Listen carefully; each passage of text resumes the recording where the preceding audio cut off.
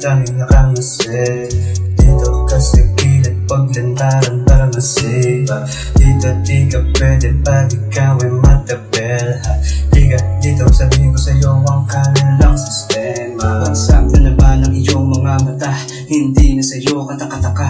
Kahapon nakita ang ganyan at hanggang sa mag-umaga. Naku ba yung kaibigan lang, mag-ingat ka sa iyong mga dala. Ang dami na nilang nakamasin at pag-alagalang mapahusga. Ingat ka sa kanila, magaling sila magpanggap. Di nakatakataka dahil ang buhay sa probinsya nyo ay salat.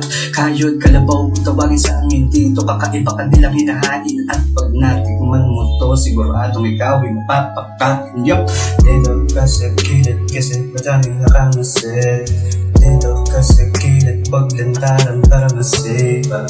Dito di ka pwede pag ikaw ay matabel. Liga dito, sabihin ko sa'yo ang kanilang sistema. Magkagabi na naman, makauwi na nga, baka maabutan. Magpupulong na lang ako sa kwarto habang nakasandal sa malambot ng unan.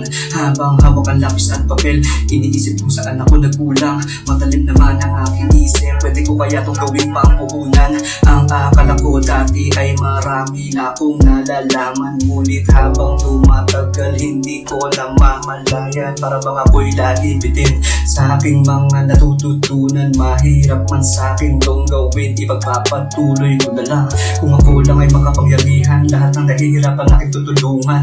Kasi sa bawat pagpatak ng pawis, ginhawa sa iyong kalooban. Kaya hindi ako nagsawa, ang utak pinagana, mga boses sa bulungan naririnig sa isip at naglalaro mga letra. Wala nang teka, ako naman ang eksena. Pag gumawa, walang palya, parang makinang puno ng gasolina. Huwag ka lamang magsawa sa iyong ginagawa. Kahit marami ang fake, palagi mong tandaan, dito ka sa gilid para masay. Dito ka sa gilid kasi madaming nakamasid. Dito ka sa gilid, paglantaran para masipa. Dito di ka pwede pag ikaw ay matabel. Liga dito, sabihin ko sa'yo ang kanilang sistema.